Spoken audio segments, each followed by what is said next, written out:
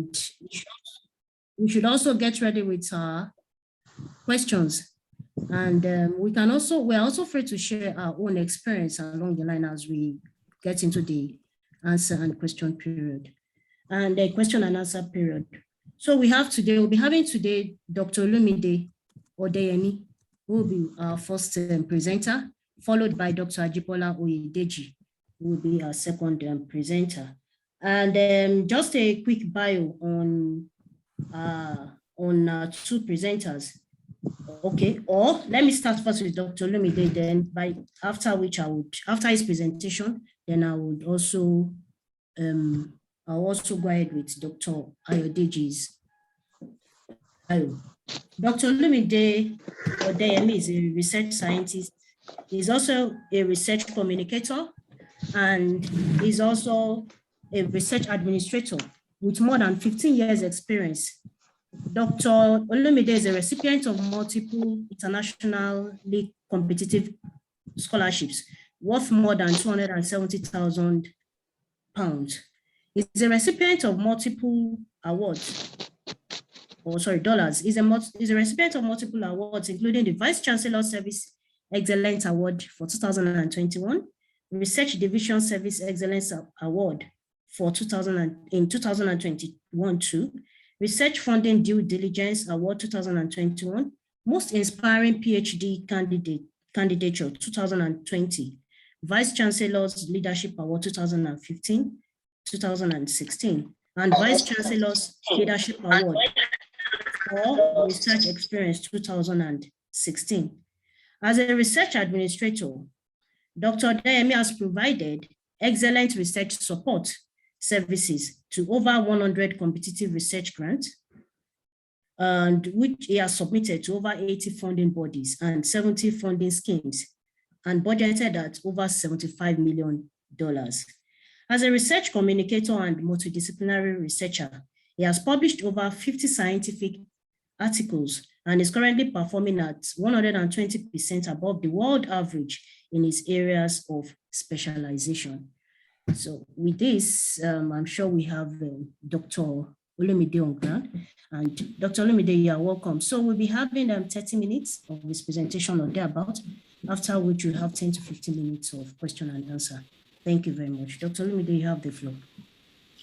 All right, thanks very much, Dr. Moji. And also I want to appreciate management of NAMS, let me use that word, for the privilege given to me to share my experience with you. So today I will be taking us through my journey from a few years back up to this very date and see what we can all learn from each other. Though I won't be too long because I have to be in another meeting by an hour's time, less than an hour's time. So I may try as much as possible to make everything as snappy as possible. So I will share my screen with you shortly. Just a moment, please.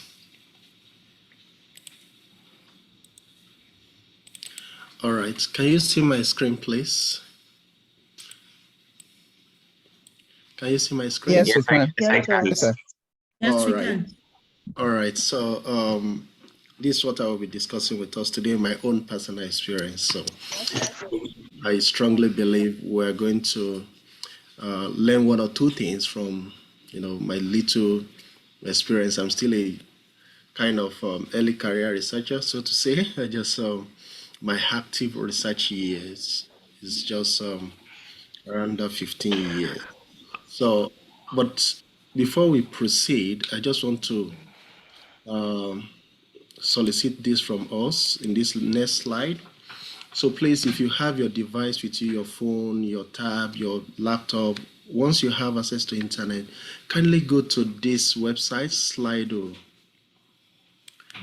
So when you go to Slido, kindly enter this code.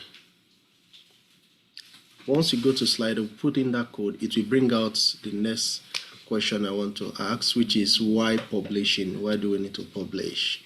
What is the essence of publish? So you just need to type in the reason why you need to publish. So I want us to do that quickly, please. So I will go to the next slide and see what is going on there. So why publishing? Why do you publish as a researcher or as an academic? Why do you publish?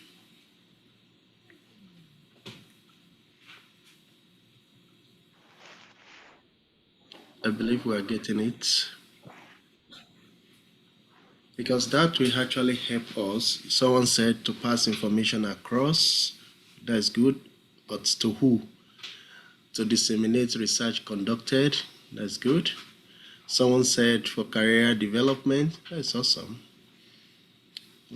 Let's just wait for maybe 1 to 2 minutes and see why people actually publish. To express my thoughts and opinions to peers across the world and receive feedback. That's good. To increase visibility. That's awesome. Keep writing, please. Someone said to express their thoughts and opinions to peers across the world. Right, so we have only 5 people who are giving us reasons for publishing. Someone said for career progression, that's good. Scientific method is incomplete without communicating, that's good. To justify any grants received.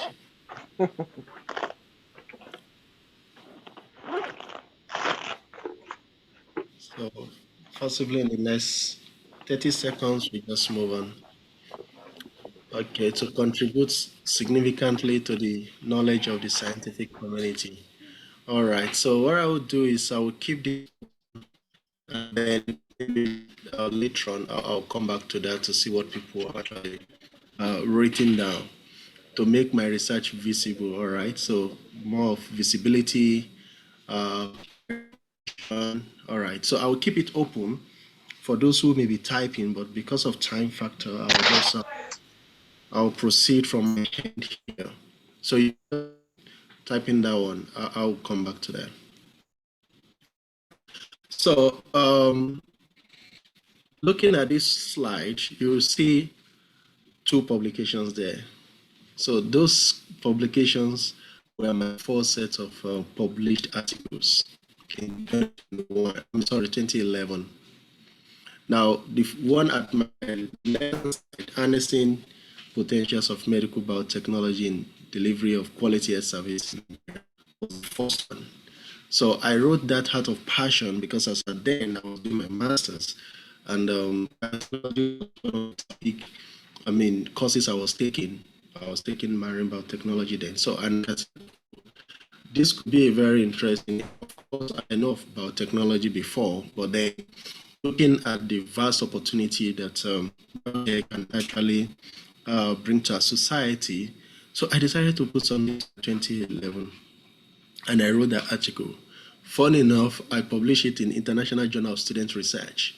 You know, as a time, I need to pay, subscribe journals. So good enough, this was just free. It was a journal in India, so I wrote that article.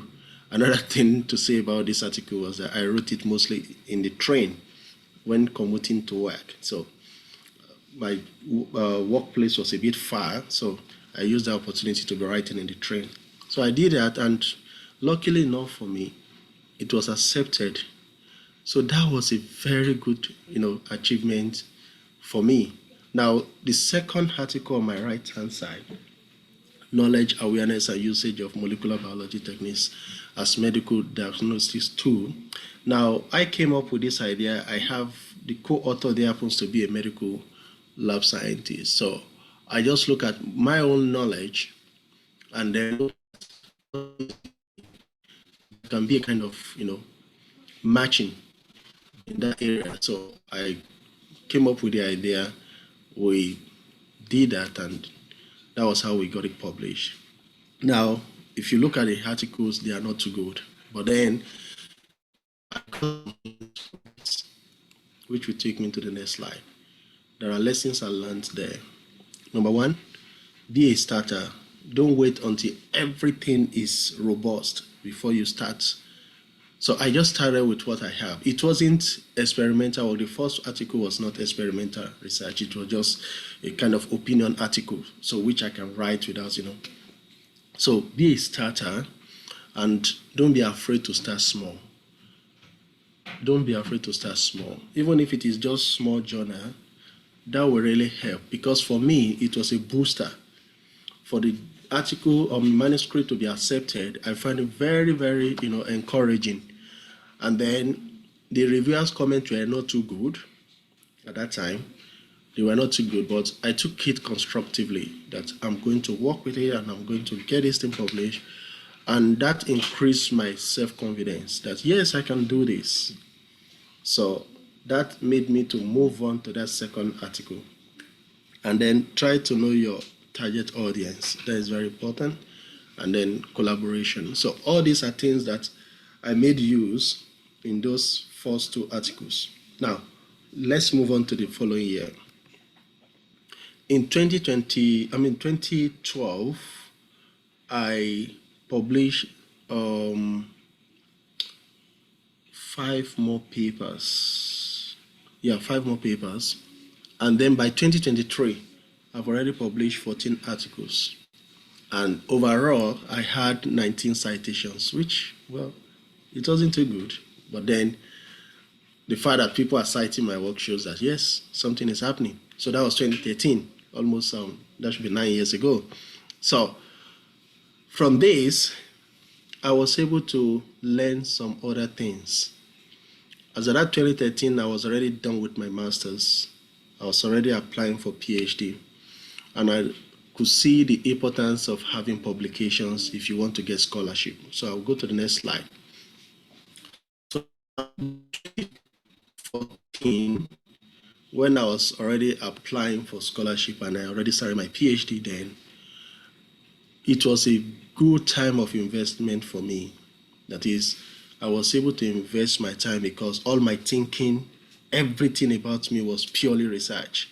My time, everything was just research. So it was a very good investment time for me.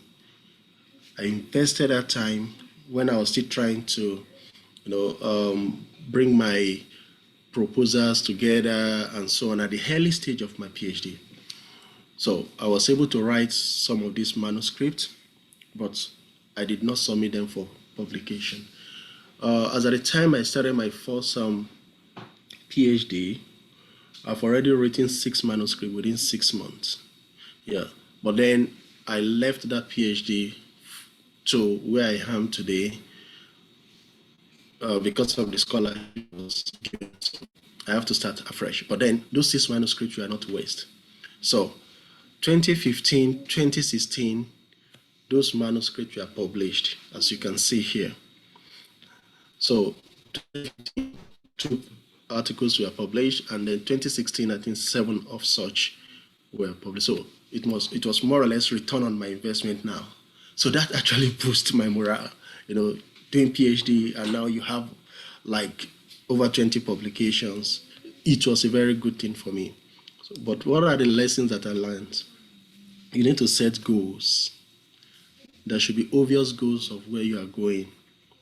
And then use your spare time wisely, especially those of us who may be doing our PhD at the moment.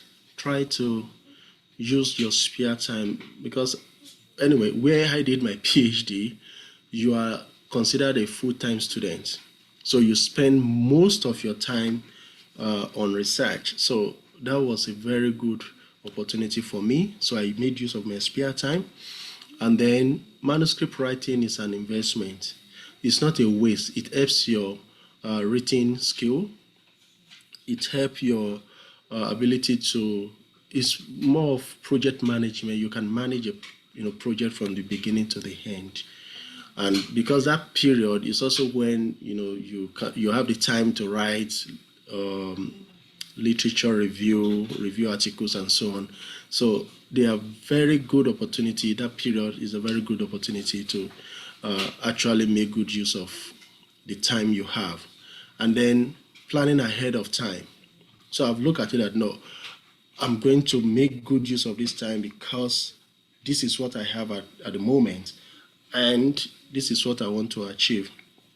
Now, for those who may be looking for scholarship, publication will aid your scholarship. For me, those 14 publications as of 2013 actually aided me getting scholarship that was competed among 123, applicants in my university. So I got not just the tuition scholarship, I also got the stipend alongside with it. And then another thing I learned was increasing my research visibility.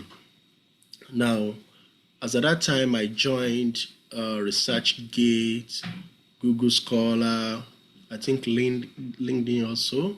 So I joined some of those research professional websites or social media to help, to enhance my visibility, and that increased my citation. We're going to come back to that one soon. So it increased my citation, and then have a mentor. My supervisors have been very good, especially when I firstly start my PhD. So they have been very good. The one I started firstly with, excuse me, let me just admit these people. The one I started with, she was very, very, she was research intensive individual.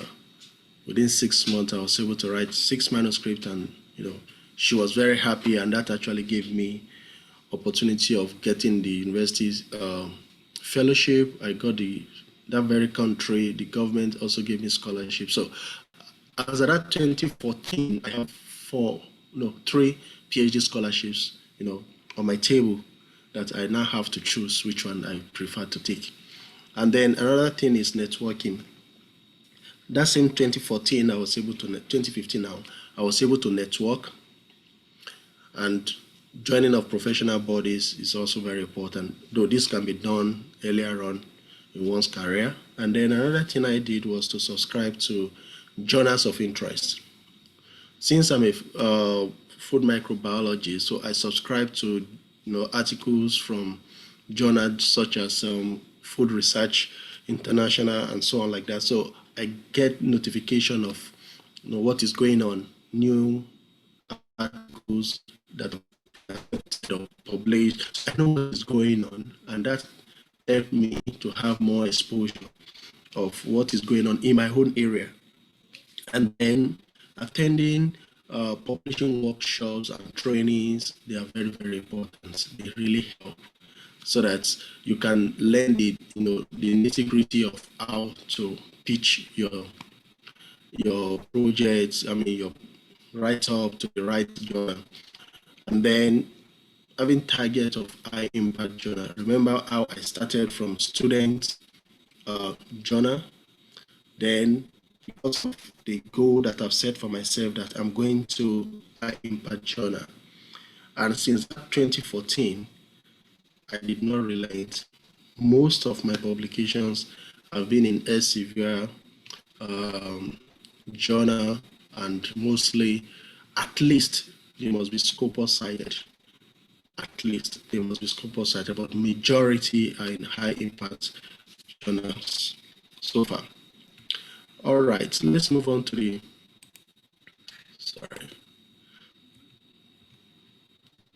Okay, so now the slide will soon finish so that I can have time to talk.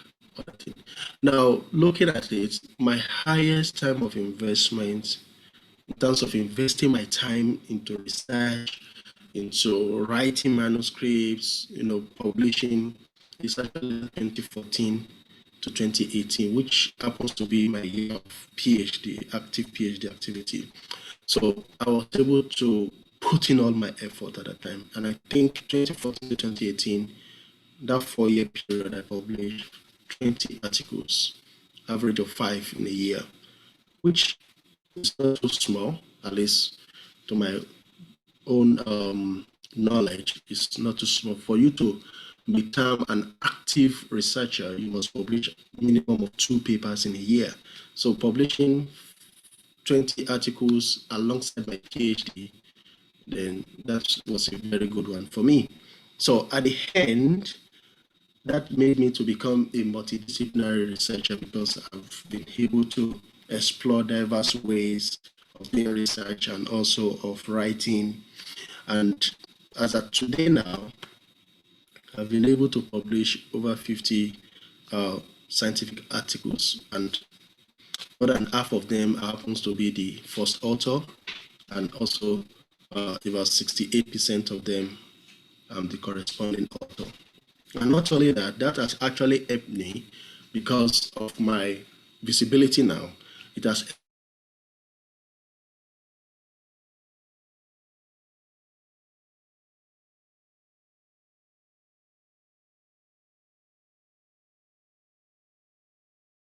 yes, editor, and I have to decide which article, or which manuscript to accept or not, or like that. And then that helped me also to review articles for more than 5 impact journals because of that research visibility. And then the good part of my journey so far is that I've been able to publish across all the different types of publication. In terms of research publication, I've done that, couple of that. Review article, I've done couple of those. Opinion article, I've done that. Short communication, every one of them, I tried as much as possible to taste them, to see how, because the writing style differs from one another. So there is always something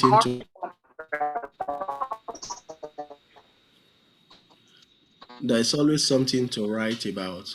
So don't limit yourself to results, laboratory results, or experimentation. There are other things you can still write. You can publish review and write opinion, article, write communication, even letter to editor. You can read an article and you discover something was wrong and you wanted to add that to one of my articles on biofilm formation. I published that article, and then there was an article that was published in food control, and I read the article. I saw some things that are not good, so I wrote a letter to the editor, and I addressed that because of the experience in biofilm. So that helped me because the writing style is different from the normal research article and so like that. So that's 11 years ago have given me that holistic experience of different publication types that we have, and not just the knowledge, but I have the direct experience of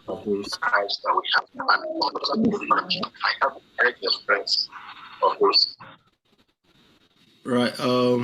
Now, from one article in 2011 to over 50, though it's not, if compared to some other people elsewhere, that is not too much. But then personally, because it's my own personal achievement, not in comparison with anyone. So I think that has been a good thing. And the fact that an active researcher is meant to publish minimum of 2 articles in a year, and for me to have published a minimum of 5 articles in a year, then that is a plus for me personally. So just yesterday, I was just I needed to check something on Google Scholar, and then I saw that I've even hit over 1,000 citations. So that is very good. So I screenshotted that, and that's what you can see on my screen here. So now from 0 citation in 2011 to over 1,000 citation in 2022. Not only that, looking at my ResearchGate profile, so I saw that I've had over 11,000 reads, so over 11,000 times people have actually read my articles. Meanwhile, I didn't put all my articles online. So it's a plus for me. Having my age index is over 15, it's actually over 15. And then over 11,000 read, performing 120% above world average. And then 25% of my articles are in top 10 most cited journals in the world. Out of 4 of my articles are usually among the best articles published in the best articles in the world. And then 54% of my research outputs actually had international collaboration. I don't know that. I engaged so much. I've published as a solo author. I've published as dual author with someone. I've published with multiple authors, which has actually helped me because it helps my visibility. It helps my citation. And then I've collaborated with over 25 authors across 5 continents. Yeah, across 5 continents. And then in total, actually more than that, I've been able to receive more than 10 grants, scholarship, and award. So thank you very much for listening. Let me see, before I entertain question, let me see what people have written in the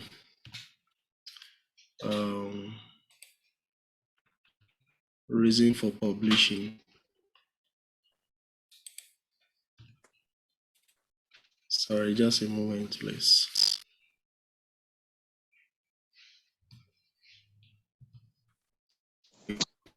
I think we have only this. Okay, so if you have any question, you can ask now. Stop sharing this. Thank you. Okay, thank you, Dr. Olumide. That was a very, very informative experience and enlightening one. Thank you for your experience, the experience you have shared with us. Generally, we can, for the question and answer, we can post our questions on the chat box or in the chat box, or we can also raise our hands for any questions we have. I'll start by asking. So what we'll do, Dr. Olamide, is that you can take down the questions. We'll first ask the questions, then after a while, you can then answer them generally because there might be repeated questions. So we'll just do that. So I would start off.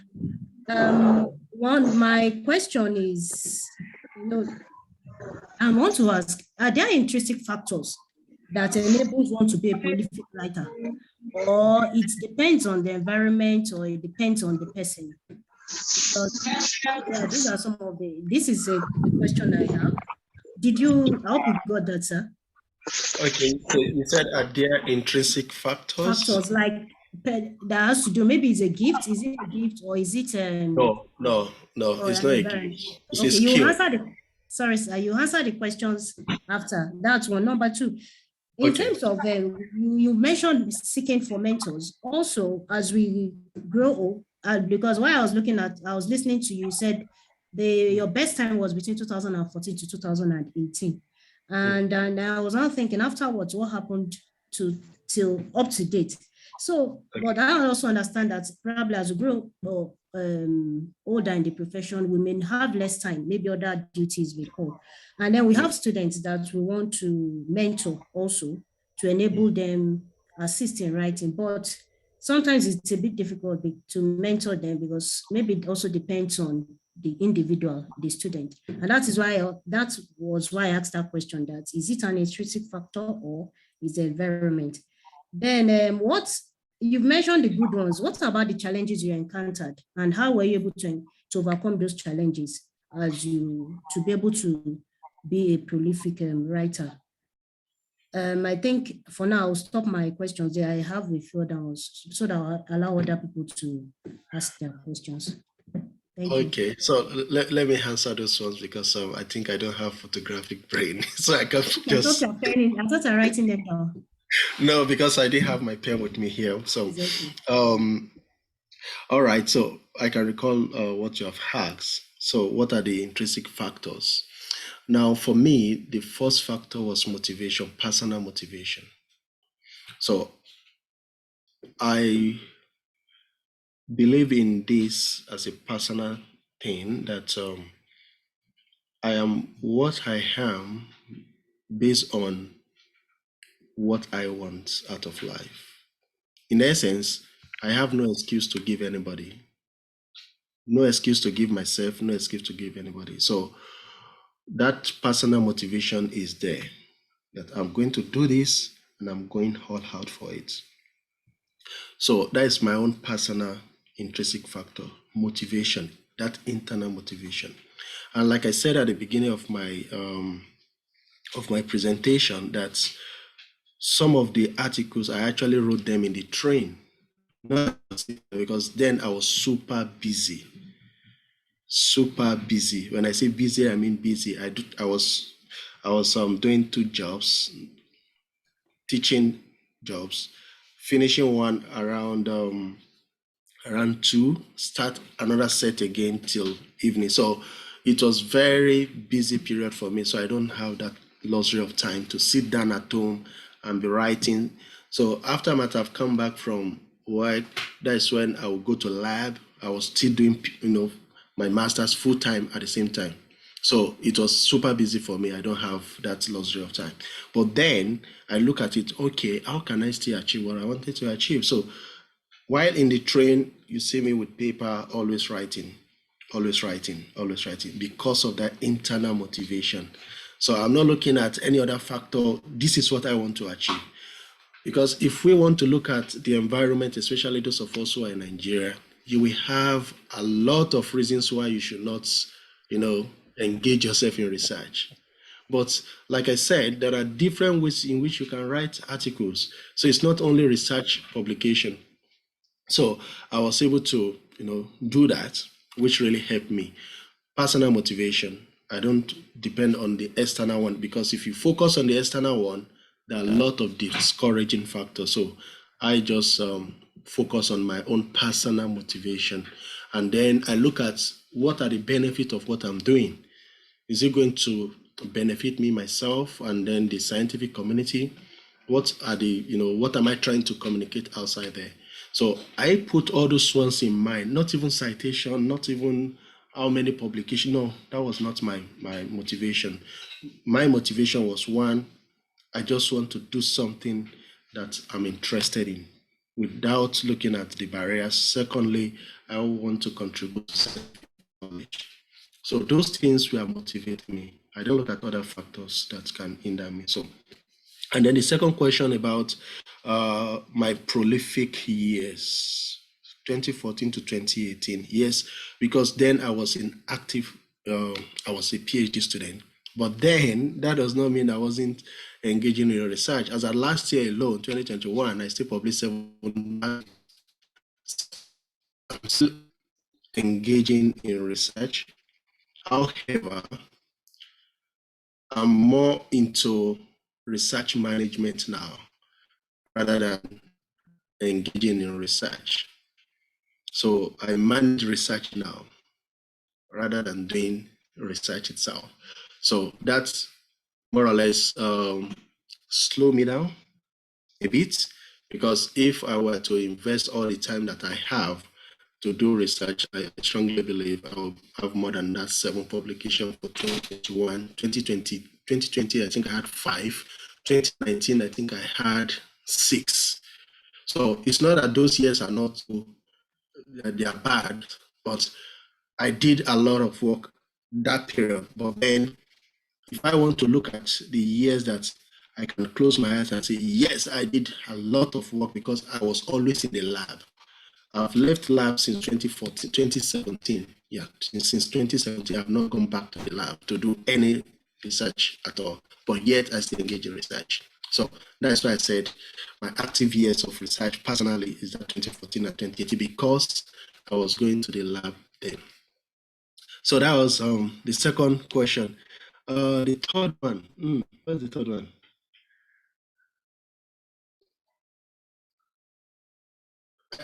You are muted. You are muted, man. Sorry, I said I asked about motivating students because Okay, so yeah, to motivate students, one thing you need to do is, one, let them know the benefits. because people will not take anything serious. They can't find any benefit in it. If you let them know that, yes, this is going to benefit you. Like for me, having 14 papers, though they are not high impact factor journals, as at that time, was able to get me scholarship for my PhD. So I think it's frozen. We can hear you, Doc. We can hear you. We can hear you. Okay. So having 14 publications as of 2013 was a plus for me because that helped me. That gave me, a kind of hedge above others when I applied for my PhD scholarship here. So when you let them to know the benefit of the benefit of publishing, that is very important. Aside contributing to knowledge, aside having your profile, at least you have something to your name, it's also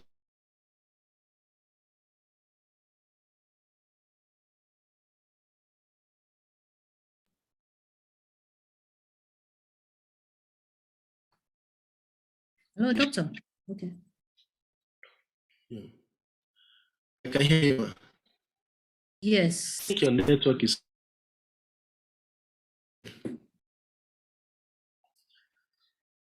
Hello, doctor. Yes, ma'am. Okay. You've answered that Hear question. you. Yes, thank you very much.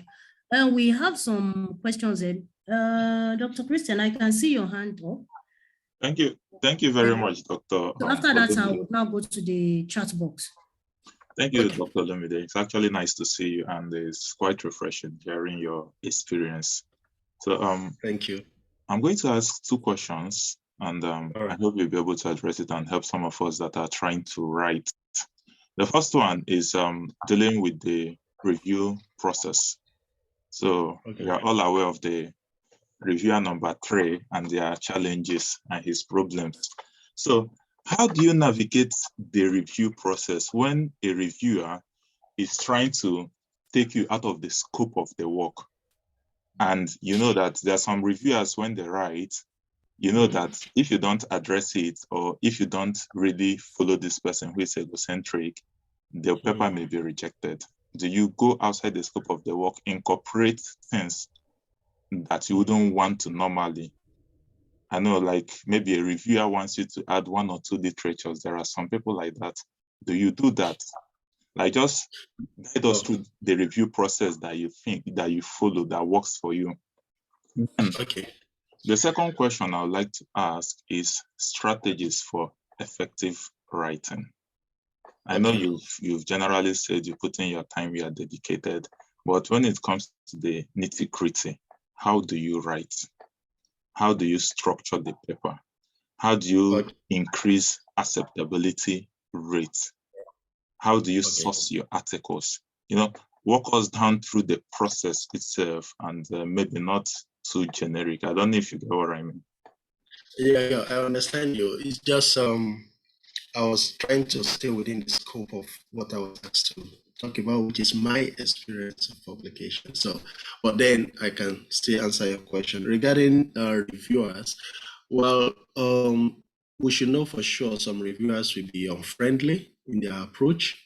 But if they are unfriendly in their approach, you just need to be friendly with your own approach too.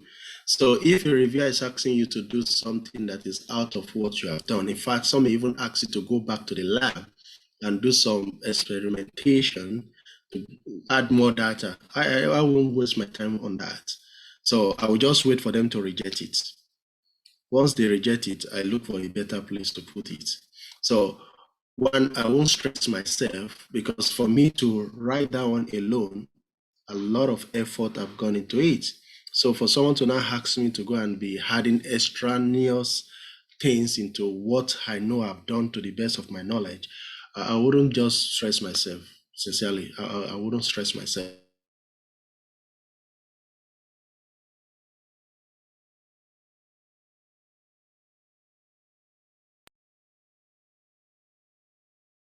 Hello, Dr. Lamide. Yes, ma'am.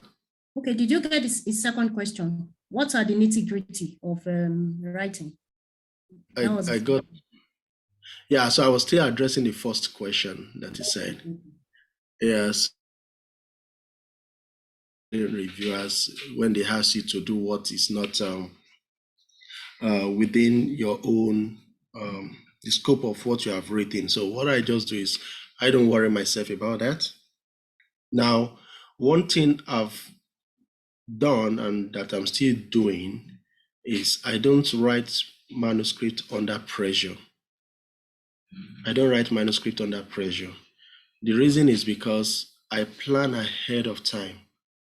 So that has helped me not to allow any of those reviewers' comments to affect me in any way.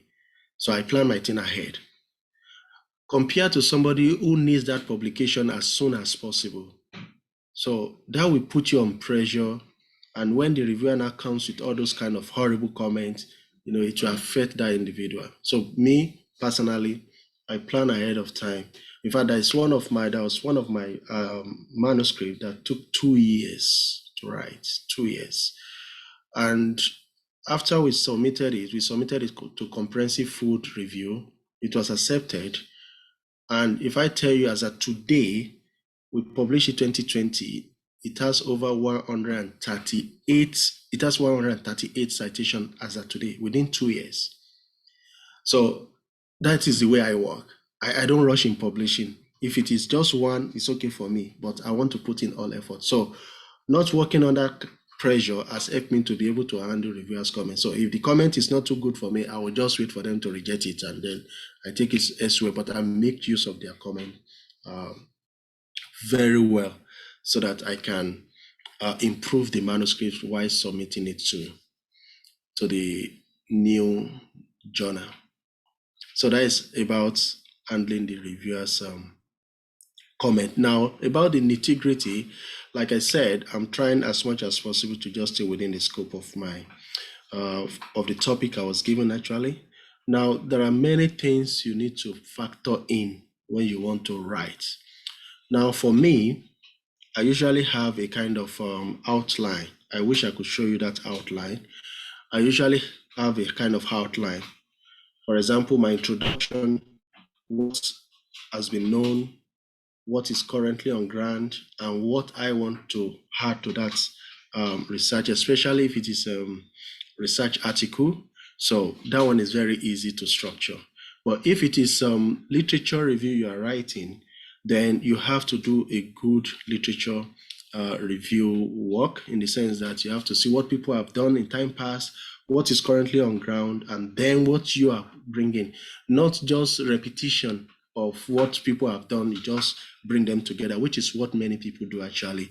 They just bring all those things people have done before, bring it together, and then summarize it. That is not literature review. Literature review is you synthesizing. You are taking different articles, see what they have done, and then you are synthesizing what they have done and bringing out what ought to be done. You are bringing out the knowledge gap, which can then form the basis of your own research or the basis of what other people can research on. So that is very, very important, having an outline. Then secondly, you need to know what you want to write or what kind of article you want to write. Let me use that word. So if I'm going for a research article, for example, so I know this is research article. So what I do is the target journal, if I'm targeting journal in food control, I would download recently published copy of that. After downloading it, I will then look at the style. So I then structure it with what I'm going to do. That is for research article. If it is some literature review, I have to know more about what is going on. Also, like I said, synthesize all those things together. So you need to be aware of what you want to write about, the type of article you are writing, because the audiences can differ in this case. What you are trying to, and also the message you're passing across can differ. So you need to know those ones. And then having a template or an outline of what you want to write is very, very helpful. That is how I've been doing it from my own little way. Doc, thank you very much for that. I don't know if I may ask, because it's all success. Within these 15 years, have you abandoned an article? Sure. So but The word abandon, yeah, I've abandoned articles, but not that I did not publish them later. Oh, so everything got published. Yes, there's no waste. There's no wasteful manuscript for me. So I don't care if it is going to take me 4 years to get that thing published, but as long as I set my hand on a particular manuscript, I will see it to the end, no matter how long it takes me. So I may keep it for a while due to some other things I may be juggling, but then I don't throw any article away. Any manuscript I don't throw away. The worst case scenario is to publish in less impactful journal. Thank you, Doctor. There are some questions in the chat box. Can you see them? Yes, I think I can see them. Can you also help to respond to that within the time remaining? Okay, I'll quickly do so. So thank you for sharing your with the plethora of research ideas that abound, please, what advice can you give a researcher who has difficulties trying to decide on what to write? So you need to firstly know your own area of specialty. Where are you actually going? For example, food microbiology is very broad, but personally, I choose to focus on food spoilage. So if somebody is doing chemistry, that is good. I don't worry myself about that. But if it comes to food spoilage, microbial community in food, these are my area of interest. So because of my area of interest, that has helped me to narrow down where I'm, trying to publish my articles. And then in some cases, I collaborate with people outside of my discipline. Okay, let me put it this way. I have microbiology background. My second degree was marine science. My PhD was fishery. So during my PhD, I made use of microbiological skill, food technology skill, packaging skill. I made use of food chemistry skill. And then the third one was molecular biology, of course. So with that has actually helped me to become a multidisciplinary researcher.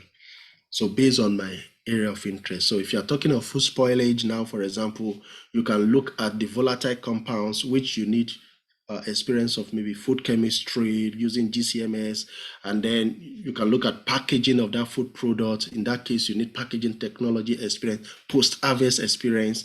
So all these are the things I work with, but the central theme of my research is actually on food spoilage. So anything that revolves around it, I'm interested, but in reality, I just focus on food spoilage. So that is the way I decide. And then in terms of project management and research writing, there are some tools or software you can suggest okay. So this tool I can suggest to you is using a very good reference manager. So for me, I make use of so that one helps me to keep all my references. All the references I use for my PhD are still in existence till now. So that reference manager actually helped me very well. And then because of the environment we have here, there's what we call P drive. It's like a flash drive, but online kind of versions, like Dropbox. So we have this with the university, so I can easily save my work there, outline what I want to do, structure it, create a folder, and then just keep them there. But when it comes to the writing itself, I make use of EndNote as my reference manager that keeps all my references. I can use that to populate my write-up easily. If I want to resubmit to any other journal, I can easily change the reference style and so on like that, which has been very, very helpful. And then the other question, what is my advice to PhD students who are just starting with respect to choosing a good supervisor? Well, one thing you need to do for new students is they need to align their area of interest. I wish I could give us a kind of more details about that, but because of the time, Now, when it comes to PhD, you must firstly look at your own interest. What are you interested in? So if you know what you're interested in, then look for people in that area. So your interests must match. There must be an alignment between the interests of the student and the interests of the supervisor, or else they will be having conflict of interest, because the student will be going this direction, the supervisor will be going the other direction. So it's very important that you look at the same interest. For example, when I wanted to apply for my master's admission, I was interested in culture identification. That was my interest. I wanted to, build a kind of microbial culture. And then I discovered that there is this particular woman in that university I was applying to. She happens to be the custodian, the curator. Yeah, they are called curator. She happens to be the curator of culture collection in that university. So that made it easy for me to get a supervisor. So she was very happy with what I wanted to do because it aligns with our own area of interest. So the student should firstly establish his own or her own area of interest and then look for people in that area. And it's very easy. Just look for paper, publications in that area, and then you can contact the supervisor, the authors, and then from there the conversation can continue. The next question is, what is your take about undergraduates in Nigeria who are given supervisor without considering whether they share the same interests? Okay, so if they are given supervisor that they do not share the same interests, that doesn't mean anything. Now, it's at this level that I can tell you that, well, supervisor that your interests both match. I understand that. But then when I was doing the same thing, when I was in that stage, I did not look at my interest because I could remember at that time we were being asked to.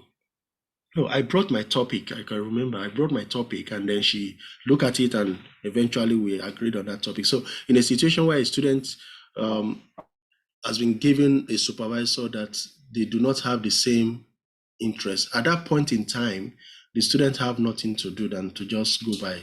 The student just need to develop the interest. That is what I would say.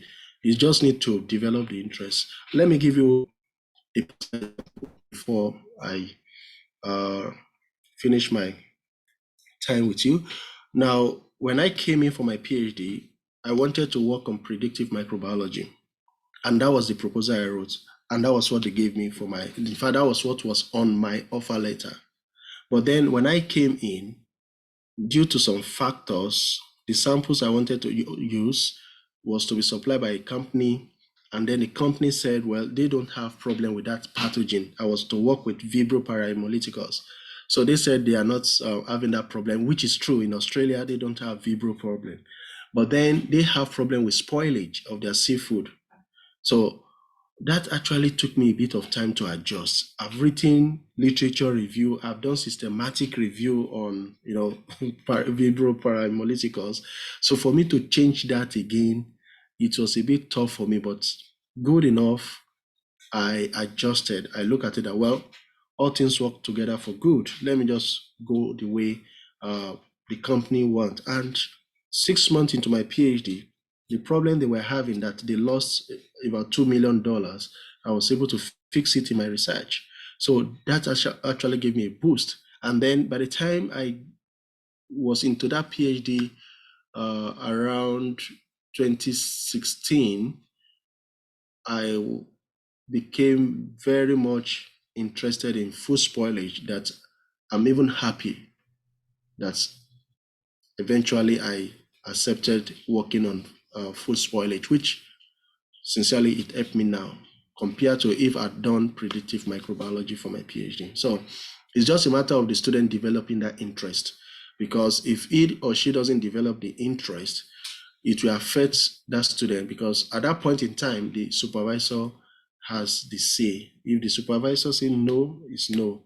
So to play along, the student should just, ask for the grace. For those of us who are Christian, just ask that God should help you to have that interest, and who knows, by the time the student will finish that project, the student might have developed a very strong interest in that area. Thank you. Wow, thank you, Dr. Olumide Odeyemi. It's been a wonderful time with you. And I'm sure if you continue, we'll still continue. So with your permission, I think our participants can still behind the scene, meet up with you, chat with you, and also maybe send emails.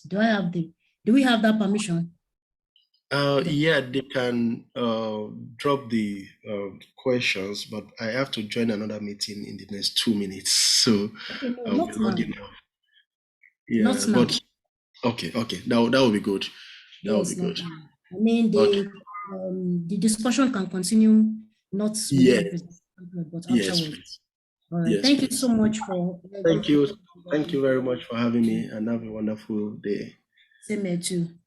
All right. Thank you very much, everybody, for your patience. We will now move on to our second presenter, and then that is Dr. Aji Bola Vermiculi.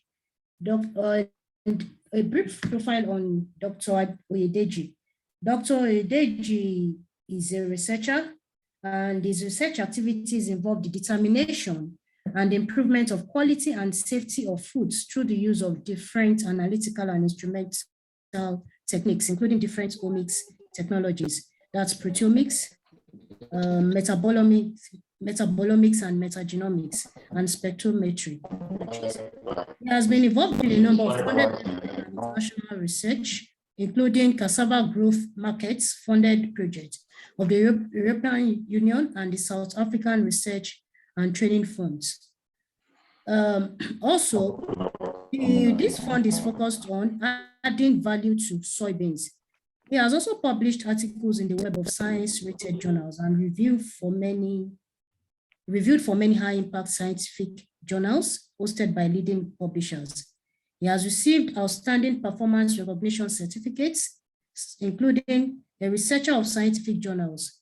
He is a member of the International Association of Food Protection, IAFP, and he has supervised and is supervising currently a number of undergraduate and postgraduate students whose research are complete or currently ongoing. So we have Dr. Oyedeji on board, and what I will do now is to share his screen so that he can present. Sorry, please. Thank you very much. Thank you for having me. I have, okay. Can you see your screen? Yes, I can, but I also have my computer. Maybe I can share from myself so that I can have control. Okay, that will be fine. Thank you. Thank you. Yeah. So good afternoon, good morning, good evening, everyone, wherever you may be. Thank you for the opportunity to present to you today. I hope you can see my screen. Can you?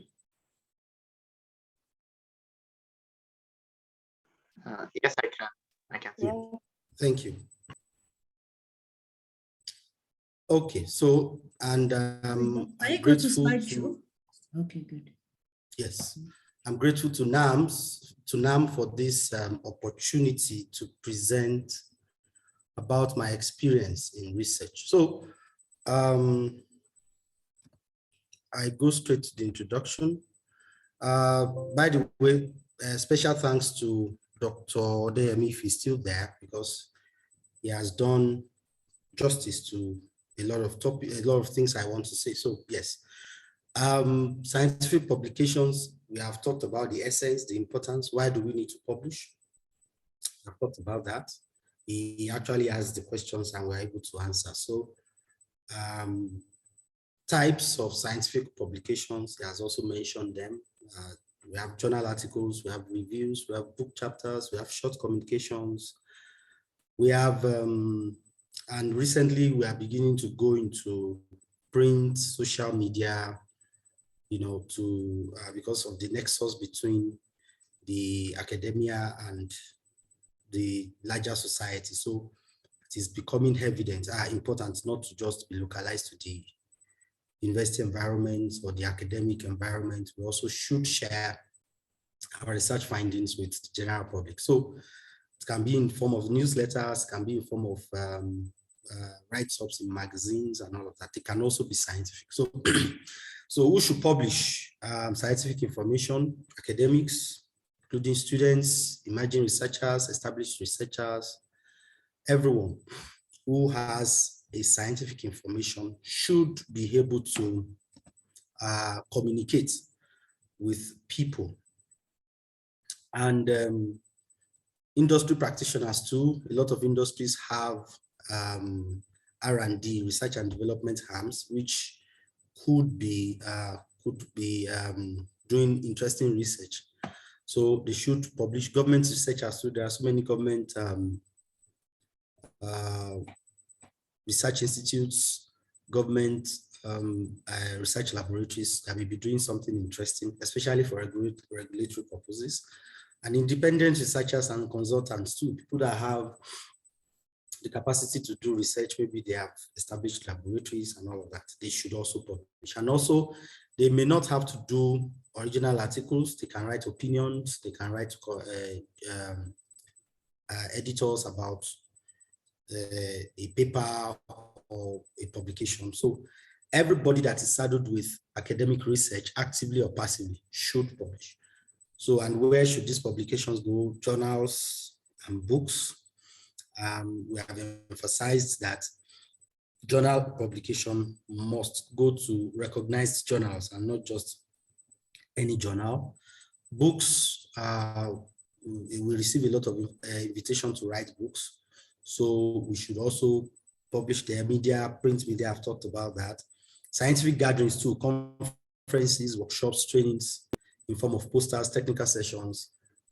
We should communicate what we have done in our laboratories through these platforms. So it is also a form of scientific publication. So, okay, moving to the next slide now. Okay, so, sorry, right, so I go straight to my experience in publication. So conducting quality research, I put this here because it is important. That should be the first and the most important thing to do when you want to publish, when we want to publish, because I'm still publishing. We must conduct research that are quality, that are worthy of publication. There's no need to stress if the work cannot eventually be published.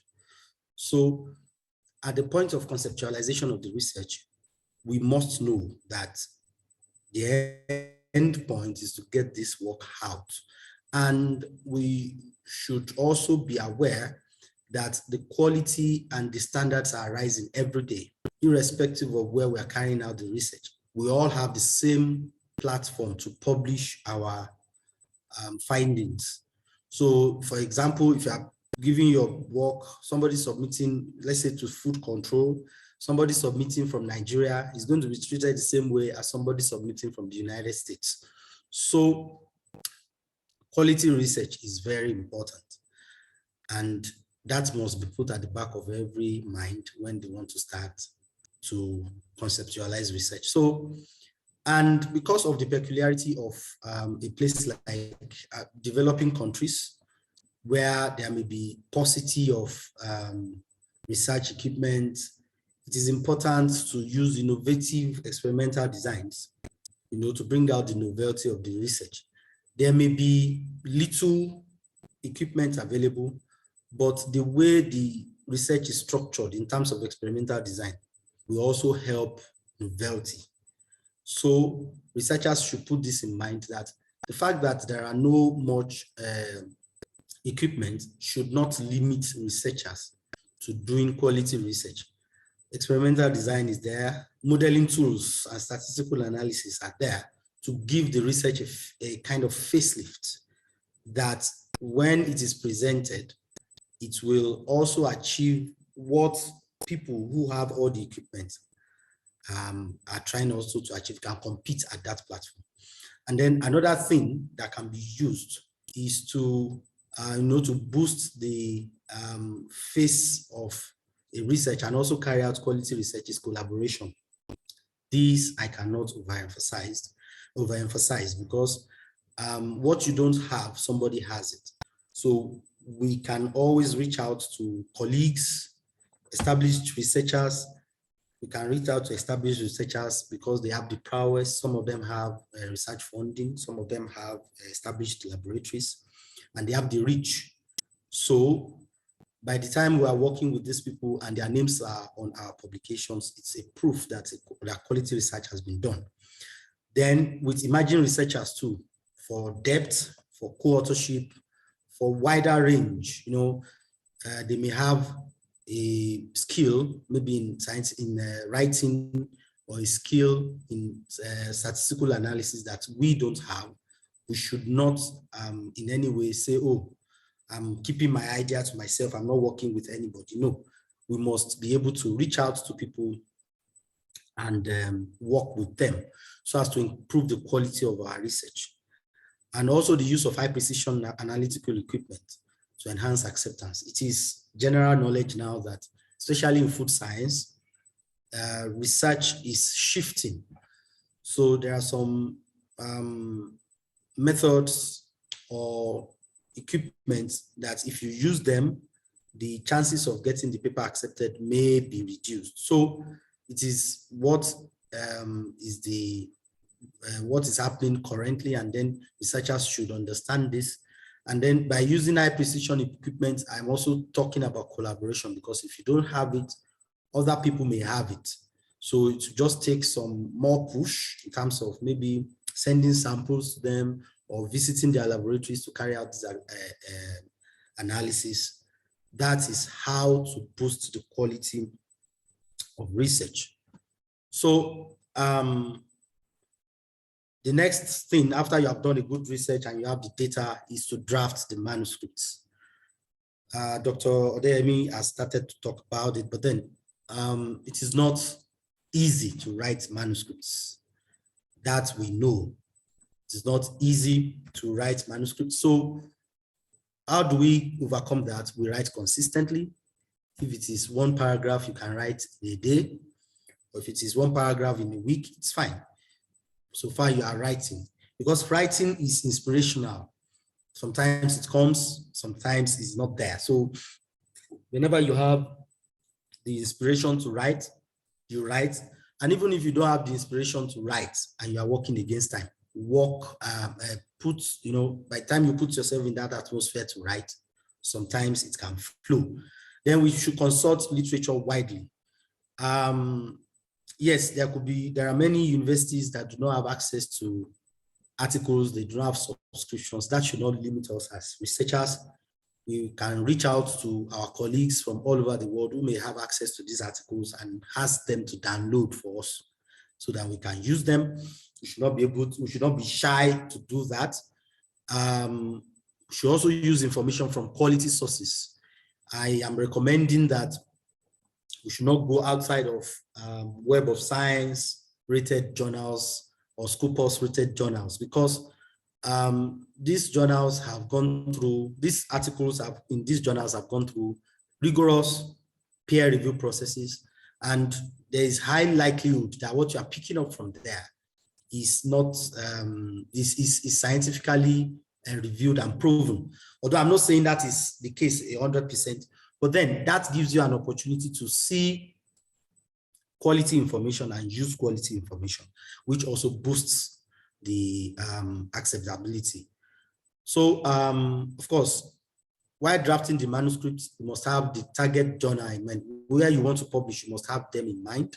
And they must be ISI, that's Web of Science, Scopus journals, and must be on SciMago ranking, that's scientific journal ranking, Q1 to Q4. We should not go outside of this.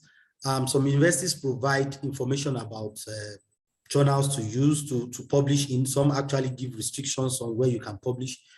So these journals must have impacts. It's not necessary that they are high impact, but then they must be credible journals. With time, one can grow into publishing in high impact journals. But then with time, as somebody that is starting afresh, one can start, but they must be quality journals. It is very important. And then we should consult with colleagues who may have published in a journal that you are looking towards publishing there, you can reach out to them and send your manuscripts to them to review, to criticize. So it reduces the kind of criticism we are going to get during the peer review process. We should avoid plagiarism, very important. Some universities don't have access to plagiarism check softwares. We can send to colleagues who may have access to it and help us run them. And then we should also be very tactical in writing. If we are tactical in writing, we don't just copy and paste ideas. It will be very easy to avoid plagiarism. Plagiarism is a very big problem in the academic world. It can bring somebody who has built career for 20, 30 years down. So we should avoid it. And also we should use catchy and clear figures and table illustrations. It's one of the ways to boost acceptability. If we use innovative figures to explain our data, sometimes those figures can even bring out the quality of the work we are doing. So we should learn all these figures, the use of Excel and other figure illustration softwares. And we should know how to put our tables, how to arrange the information so that they will be in a very good order and very acceptable and very readable to reviewers. So after we have done the drafting of manuscripts, the next thing is to send the manuscripts out for publication. So I've talked about journals. They should be in Q1 to Q4, SciMago, rating journal. We can begin to try, if you know that the work is not so strong, can begin to try from Q3. If it doesn't go there, you try Q4. The work is strong, you can try begin from Q1 and then down like that until it is accepted. So you should also use reviewers' reports that have been provided in a journal that you have sent your documents to and was rejected to improve the manuscript, so that at the end of the day, you have a manuscript that has been improved before you are sending it to another journal for review. Keep sending. You should keep sending, because a journal does not accept does not mean the other journal will not accept. We should keep sending. We should not get discouraged. At the end of the day, what we want to do is to get the article published. Then we should consider open access journals. And this is very important for emerging researchers and students. The important thing in considering open access journals is that we should be sure of their credibility, and checking them out on the Web of Science, on Scopus, will help us to do that. But we should not shy away from open access journals. In fact, some of them do not charge article processing fees, and some charge but very low. What publishing in open access would do is to increase your readability and your citation. So we should not shy away from that. We should shift. I am saying this personally, that we should shift away from this general opinion that, oh, if you're publishing in open access, the work is not credible. No, some of the best journals, are open access journals. You talk about Cell, you talk about Science. Some of them are open access journals. So we should not shy away from publishing in open access journals. The important thing is to be sure that they are well indexed and they are not predatory. So avoid predatory and unrecognized journals, because that would be waste of effort. I have noticed this, especially for researchers who have done a lot of work, in their research. They have put a lot of effort in it, and then at the end of the day, they send to predatory journals. The same article that would have flown very well in a Q1 journal has been sent to a predatory journal for whatever reason, maybe because they are fast in publishing, maybe because the person does not even know, because some people don't even know where to push their papers to. So please, let's avoid predatory journals, because it would be a waste of time at the end of the day. So somebody was asking about dealing with reviewers and reviews and editors. Sometimes when you have done a very good job and then review reports come, sometimes you have to stand your ground, not in a very mannerless way, but then sometimes you have to, shift the direction of the person back to what you are doing. Like Dr. Olumide was saying that maybe if they ask him to go back to the lab, he may say, allow them to reject. that can be a way. Another way is to actually bring them back to the focus of what you are doing by citing so many examples, like giving them reasons why it is not important for you to go back to the lab. I have had that experience like twice or thrice, that we have been able to convince the editor and the reviewers that what you are trying to ask us is not within the scope of our work. What we want to do is this. And once we are able to do that, most of them do not have any problems anymore. So sometimes, respectfully, we can stand our grounds with editors. I have seen that work several times, that papers that were supposed to be rejected and papers that have been rejected before have been reconsidered and accepted. So once we have done that and the work is now published, Dr. Olumide has talked about this, we should make ourselves accessible. Our works must be accessible. Share your author's copy. Once you have author's copy, don't be stingy with it. Share it with colleagues, share it with anybody that requests for it on ResearchGate. Many journals these days, they give us social media handles, links to put our works on social media, like Twitter, like LinkedIn, like all those places. Please share. Don't be too, it is not humility for you not to share your work. So please share your work and let everybody see what you have done. Attend workshops, seminars, and conferences. It may not necessarily be out of your country if you don't have funds. And these days, it will not necessarily be that you will travel there. There are virtual options.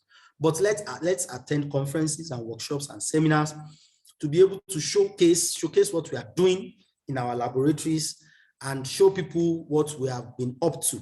So it is only by this that people will know what we're doing, and then there will be accesses for collaborations. So another aspect I want to introduce to us, talk about, is also serving as reviewer for scientific publications. Why this is important is because you have direct access. I know the work is not easy, it's not even paid, and the editors are always on our necks trying to say, oh, give me the report of my review. I have some of them too that I have not even attended to, but I've accepted to review. But what that does to you is that it gives you firsthand the new direction of research, what people are doing currently. You have it firsthand before it is even published. And then the fact that you are going to review, it gives you an opportunity to go and read about it. You have the basic knowledge. We have the basic knowledge, but then we have to read about it. And then this can also form a bedrock for us to begin to now conceptualize our new research. So that can also be a kind of literature review for somebody who wants to conceptualize research. So, and also, yes, it is not paid, but then it brings about recognition. There are reviewer recognition certificates that you can use, for some applications, even for immigration purposes. If you want to relocate somewhere and you are a scientist, they want to see what you have done in the scientific world, you can use these recognition certificates. Can be a part of the CV, and all of that. Then there are some journals that give research incentives. Mostly when we review for Elsevier, they give you maybe 30% of their books, and also 30 months or so access to their journals. This is very important, especially for researchers who have sparing access to journals. Review will also help you to have access. If you review for 4 Elsevier journals, that means you have 3 months times 4, access to their journals online. That means you have 1 year access. So that means you are able to, check and have access to their journals online simply by reviewing. Yes, review is not simple, but then the benefits are also worth it. And then some of them give discounts on future article publication charges if you are reviewing for an open access journal. So after we have done that, we should also think about joining platforms that will give you readability and visibility and rating. Google Scholar is one. Google Scholar gives you your citation, gives you the number of people that have used your work, gives you H-index, I-10 index. All these are indices that are used to know the impact of research. of the researcher, you know, in the community. So it is very important. So SciVal is a kind of rating tool that CVR uses to rate researchers in different universities. You can see my right hand, you see that in the University of Johannesburg, by the rating of SciVal, CVR, that author is the best author, is the person that has published the most from the year 2016 to 2021 or 2022. So that gives a kind of rating, and then you can be able to say, oh, in Nigeria, among authors that are working on food science or working on food safety, I am number 10, I am number 20. That gives a global idea of what you are doing. And then Scopus rating too also gives you author ID and all of that. So we should not shy away from all of this. We should join all these platforms. And as we do research, we'll be able to have all these ratings, and then it will encourage us to do more, and then to publish more in very well-rated journals. All right, conclusion, quality research is inevitable, and quality research publication is inevitable. If it is not quality, it is not worth the stress. And after doing quality work, we should also look to publish them in recognized journals, because that is what will bring out the beauty of what we have done and justify the stress. Collaboration is key, because no man is an island in terms of knowledge, in terms of equipment, and in terms of reach. So we should collaborate, should look out for people who are established or people who have what we don't have and work with them. And research is ever evolving, so the researcher must also constantly evolve. We should not say, this is what I know and that is all I know. No, we must be ready to evolve and do more than what we know, do more than what we currently know, and equip ourselves. Research interests can change along the line, but our research activities can change along the line, along our research interests. But we should be open to change, and we should also be open to interdisciplinary research. So thank you very much for giving me this opportunity. Thank you so much.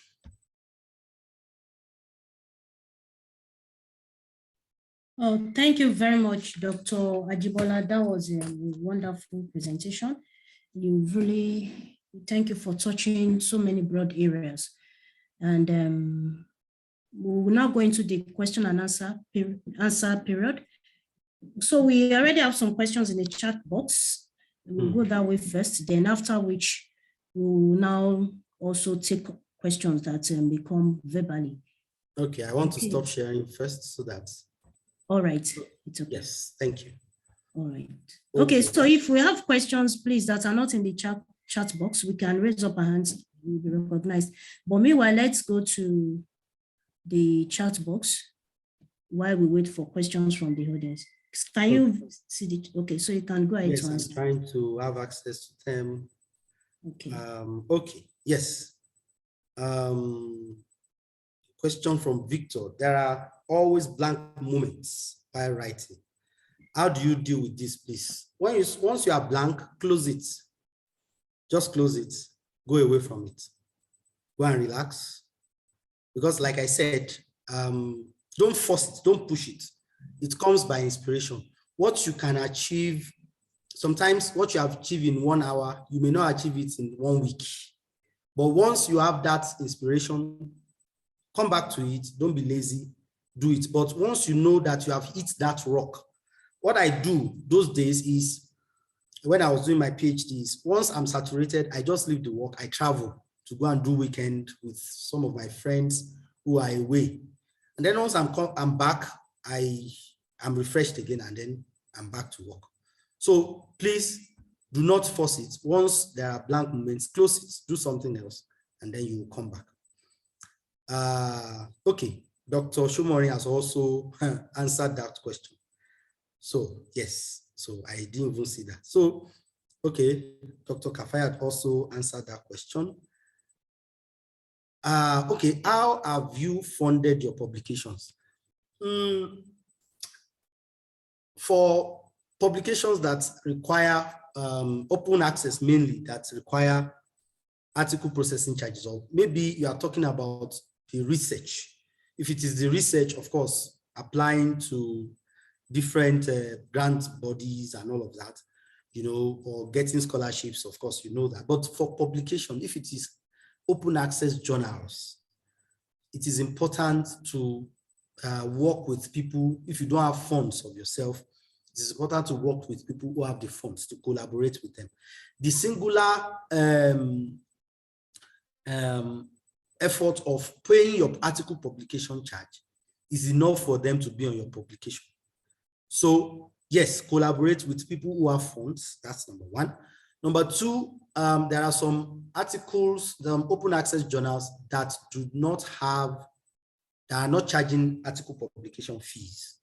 So yes, we can also look at those ones. Then there are some that are charging article publication fees, but they have considerations for countries that do not have funding, places like Nigeria, you know, Niger Republic, all those places. We should also look at those ones. And we can also write to the editor and tell him, oh, I've done this quality research, but I do not have funding to publish. Please, can I be, you know, given the opportunity? You never can tell.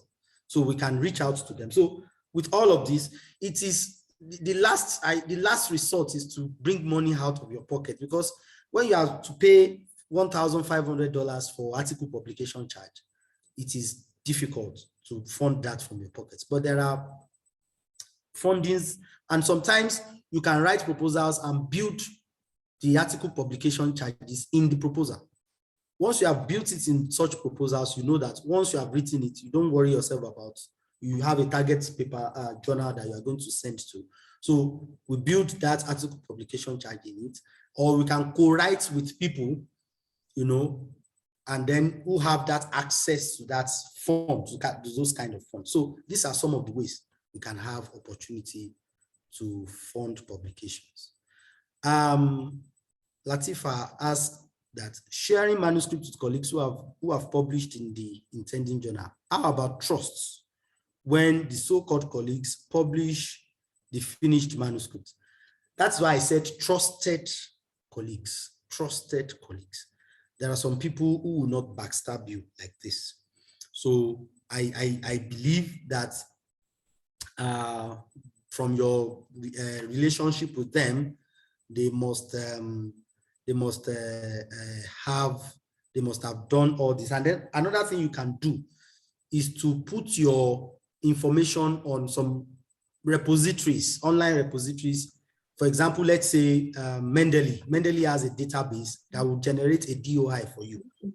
Once you have done that first, and you have a DOI for that manuscript, yes, you can now take it out and give it to whoever you want to give it to.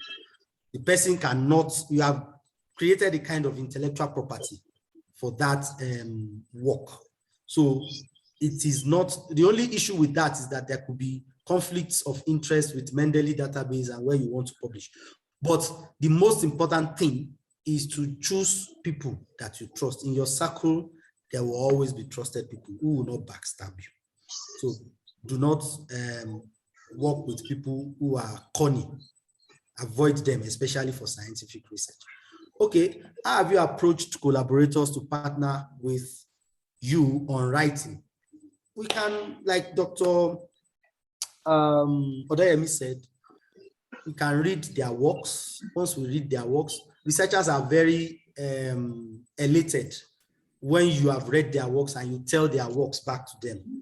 They'll be so happy, and then they'll be able to reach out to you. Some of them will not reach out, yes, but some of them will be happy. In fact, some of them may even be willing to have you visit their laboratories. So what we do is we read their works, we write to them of how interested we are, and then we bring stuffs to them. We don't,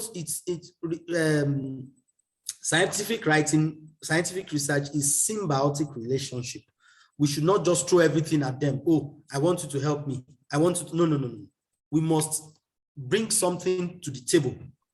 Once we have brought something to the table and they see that, oh, this person has stuffs, it's just that it's inadequate in this area, they will also, you know, bring it, because it is a symbiotic relationship. So we should not go to them as, oh, please save me. No, we should go to them as partner, number one, and then we can read their work back to them. You know, it gives them a lot of encouragement to reach out to us. How do you combine family work and being a prolific writer? It's by grace. It's not easy. So of course, I know that applies to every one of us. Combining those is not easy. But one thing we can also do is to collaborate with people. Dr. Odeyemi was saying the other time that now he doesn't have as much time to do research and to write because he's also involved in other things. But there will be people who have time or people who we can share our time with. So it is not important that you are just the alpha and omega on one paper. No. Write with people, collaborate with them. Do not, anybody that is going to appear on your paper, if you are leading that paper, must actively contribute to that paper. It's not this, oh, put my name. No, there shouldn't be nothing like that. So that person must do something on that paper. So, and by doing that, they are relieving you of the time that you need for other things. So we should collaborate with people. We should plan our times, very important. And we should also accept to be a part of invitations. Somebody saying, oh, come and write in my book chapter, come and write in my review. We can write it. If it is just one section, that is just 1,000 words. That is better than having to write the whole 5,000 or 6,000 words yourself. So this is very important. It will help us to have time for other things. What specific challenges have you encountered in writing? And how have you overcome these challenges? Writing is not easy. Dr. Deyemi was saying it's a skill. Yes, it is a skill, but I also believe it comes naturally to some people. I have a colleague who I will not want to mention his name. Is a prolific writer. In fact, if you touch his body like this, he's always very hot because he's never resting, always writing. And to his account now, somebody that is just about 10 years in active research, he has over 100 publications. But that is not what is going to be the story of everybody.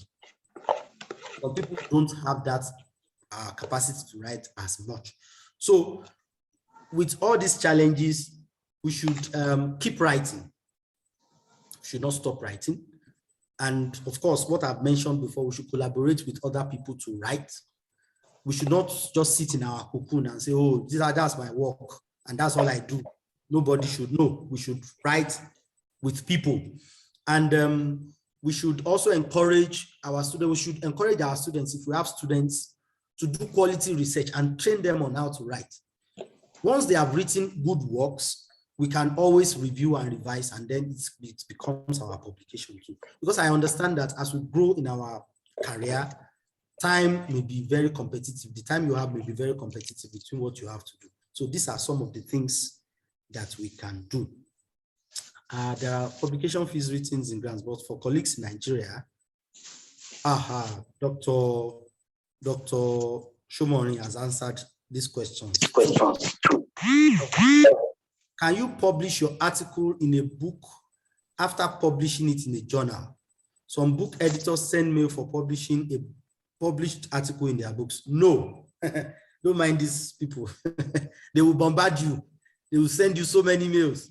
They will even call you professor when you are not one. No. So just once you have published in an article in a journal, it has become the there's what do we call it? Publishing rights on those articles. Please do not publish an already published article in a book chapter. No, those people will psych you up and all of that. It's because of their own gain. Please do not do it. All right. Thank you. I think I've addressed all the questions. Thank you very much. You have really addressed. I can see Dr. Victor's hand up. Thank you for your patience. Okay, Dr. Victor, you can go ahead. Hello, Dr. Aji Bola. It's so great to listen to you. Thank you so much for your presentation. I just have a question about when people speak about high impact factor journals. Yeah, most times these journals are never Nigerian-based journals. And coming from an angle of patriotism, I'm curious to know if we all have to boycott Nigerian journals because they have low quality, arguably so, most of them, how are we even going to improve the quality of these journals if we always have to, shy away from them? I'm just curious to know about this. Well, what I can say is your patriotism is first to the scientific community and is also to yourself. And what I mean is what you have labored and stressed to do in the lab should have a wide reach. So naturally, you'll be drifted to journals that will give you that reach. And then by so doing, you are also helping the scientific community to read your work.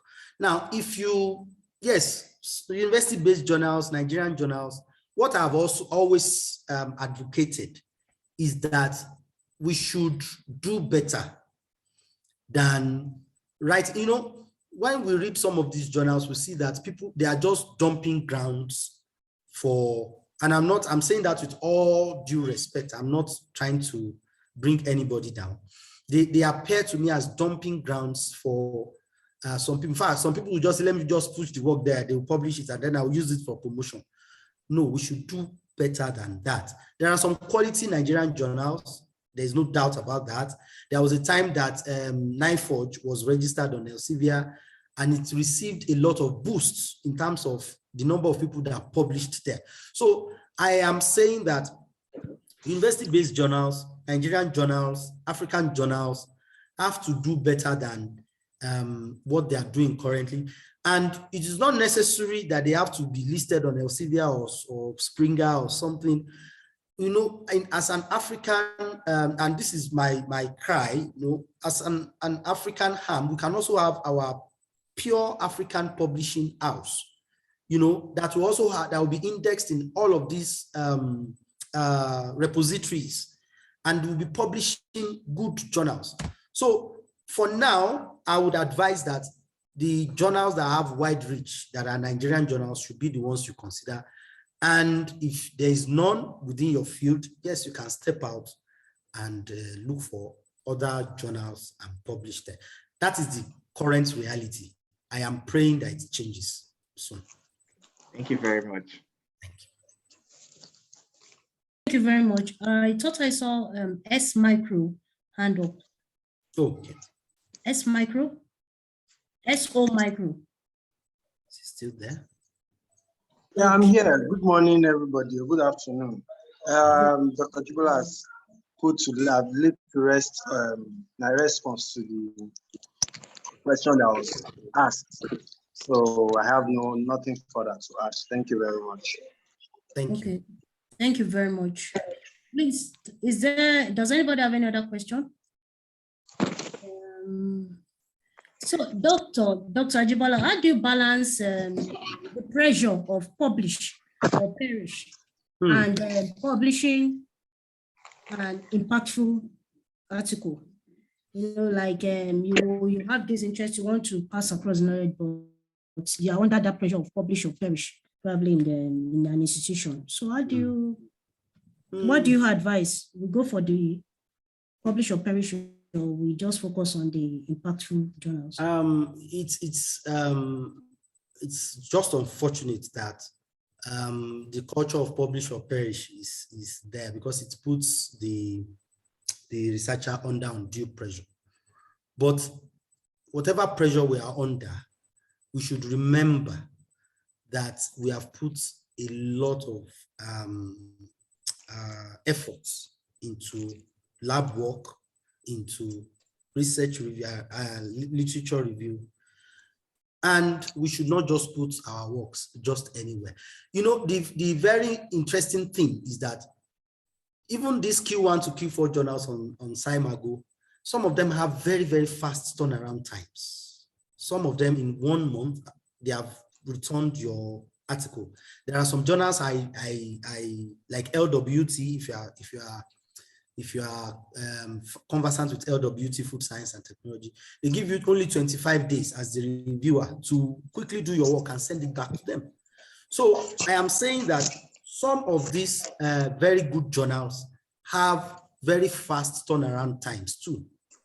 So we should be open-minded to these journals. We should just not say, oh, their review will put up my work. oh, I will not be able to publish there. No, there's nothing like that. We should, by no means, and that's my advice, we should not consider any journal that does not have enough visibility and enough credibility because of publish and perish. Because the reason for that is that we are supposed to be researchers beyond Nigeria or beyond Africa. Wherever we take our works, we should be able to stand and say, oh, these are my publications. They are just 10, but they are in some of the best journals that my field has to offer. So we should not bow to that pressure. We should publish in very good journals, which some of them have very good turnaround times. Thank you. Thank you very much, Doctor. Okay, so we'll take from Dr. Rachel. Yahon.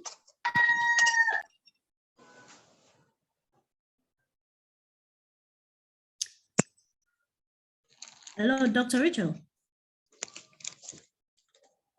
Can you hear me? Yes, we can now. Okay, thank you. Yeah, thank you, Dr. Aji Bola. My question is, how do you know a predatory journal? Okay. A predatory journal is such that is not indexed on the Scopus, or let me say the very established journal databases or repositories, and examples of such include Scopus, ISI, that is Web of Science, and then you also know them by the way some of them, they are the ones that will approach you and say, come and publish, we will do your work in 1 week. No, Scopus, ISI, Directory of Open Access Journals, DOAJ, is also a very good repository for journals. So those are the ones that are not predatory. I think with what I can do again from my own, because where I am, their Department of Education, they update these journals, this list every year. And then the researchers must not publish outside this journal. So what I can do is maybe download this list. It is a comprehensive list for all fields of research, engineering, food science, everything. What I can do is I can download it and maybe send to Dr. Moji, who can share with all of us. So that guide will also be very important to know some journals that are predatory and the ones that are not. Thank you. Thank you very much, Dr. Aji Bola. It's been a very enlightening presentation. We have 22 people on board, and that means that it's really very informative. So to wrap up, we appreciate all our speakers. To wrap up our masterclass this morning, going to afternoon, we'd like to call on Dr. Yinka Osholale to wrap up and then also give a closing remark. All right, thank you very much. Let me start by saying that I really enjoyed the sections, the presentations. It was really good. And, for some of my takeaways from listening to the two speakers, at least three major points for me is, your publication is an investment. In fact, I remember a mentor, told me once that my publications are my currency. And, again, it still, came up in the presentation. And also, it also shows your project management skill. You might not necessarily have a project management skill, but at least it gives a sense of your ability to, conduct research and see it to the end. And I think that would always be a good attraction if you are looking for funding, and collaboration is the key. And personally, from personal experience, I would say that I have heavily relied on collaboration, which is what have really helped me, given the kind of condition that we operate here in Nigeria. So that collaboration is has been played a major factor or a major role in my own academic growth. So please, I believe you have all taken a real important lesson from this masterclass. And I'm also happy with this in the sense that, we are able to look in-house and even find colleagues among us who, are experienced to be able to share with us, their own personal experience, so that we can find one or two things that we can either adopt or adapt, for our own growth. And just by the way, let me also highlight that when Dr. Odeyemi was presenting, he made mention about being in a research management role. I think this is also a very important area that people, or as researchers, we also need to be very knowledgeable about. So I think I want to use this to encourage our organizers to also look at maybe a time again that we will invite him, because if he was here, I was going to tell him that it's like we're going to bring him around again, and especially for him to touch on areas of research management, because I would say it's a knowledge that is going to be very, very important for us as a researcher. And so I want to use this moment to appreciate you, the participants. Thank you for coming. Thank you for making your presence here today, with you. It all makes this masterclass a success. We thank you for your interactions. We thank you for your questions. We also want to appreciate the speakers, Dr. Ideji and Dr. Demi. Thank you so much for, sharing with us, from your vast knowledge. And lastly, let me also appreciate the organizers, because I know that is a lot of work, effort to, pull this together, get people to invite, and also, consistently I was seeing a message from Dr. Owoseni as early as 5 a.m. I saw like she has sent me a message that this meeting, so it shows, the commitment, which we need in NAMS, is when people are committed that, we are able to drive and make things, happen. And, these things all come at a cost, to everybody's time, but then, people make other sacrifice. So we really want to appreciate, the organizers for really putting this together. And so for this, I want to say thank you once again, and we'll be looking forward again for another great and beautiful masterclass. So ladies and gentlemen, do enjoy your weekend and have a wonderful time. Thank you very much. So Dr. Oseni, you're muted.